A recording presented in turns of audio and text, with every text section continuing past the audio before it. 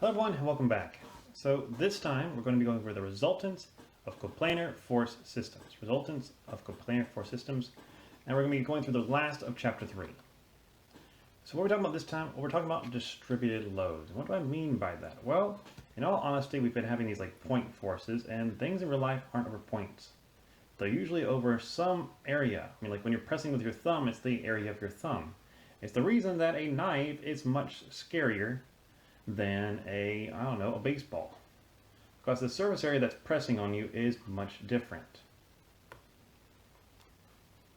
So when we're solving a lot of problems, we can't necessarily just look at it and say, okay, well that's 500 pounds of sandbags across there, and someone would say like it's 500 pounds right here, or 500 pounds right here. No, you have to figure out how it is affected by being a distributed load. So other examples might be, snow on a roof, or water along the walls or floor of a tank. And it can be uniform or it could be non-uniform, which will change how we would solve it. So let's look at a distributed load right here.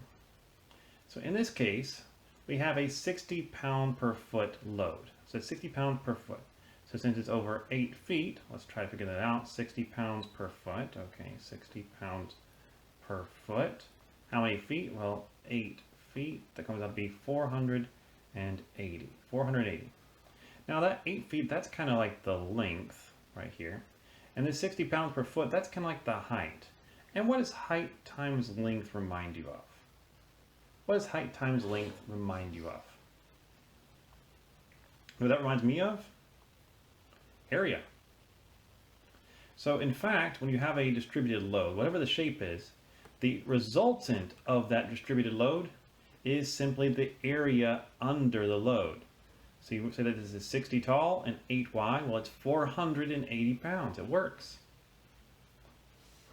Now, luckily for you, you don't have to figure this all out for yourself. You can actually look in the back of the cover of your book. And you're trying to figure out where this force applies, because just like last time, our resultant force has to have the same exact moment as our distributed load. Well, the way you do that is you look for something called the CG, which is the center of gravity of whatever your shape is. If you've got multiple shapes, like you have, kind of like a rectangle on the bottom and a triangle on the top, well, we'll get to examples like that in the future, and I'll show you how to solve it. For now, though, we're going to have simple ones like triangles or circles or rectangles. And you look there, you'll find the CG, and that is where your resultant force will apply. So the center of gravity for a rectangle is right there, smack dab in the center. For a triangle, it's not the same. So here we have our non-uniformly distributed load. And we need to figure out what the area underneath that curve is. Well, it's a triangle, which is 1/2 base times height. The height is our load, max intensity load W, so 1/2. And the base is L, so L times W. Oh, look at that. It's the same exact value. It's amazing. And you can do this for any shape, but it's easier when you actually have something that's simple. So we solve it just the same as we did last time. We find the area underneath. That gives us a resultant. Where does our resultant get applied? Oops, sorry, I went too far. It gets applied through the center of gravity, and you'll find that in your textbook. I can just go ahead and tell you that for a triangle, it's 1/3 of the way from the base. Okay?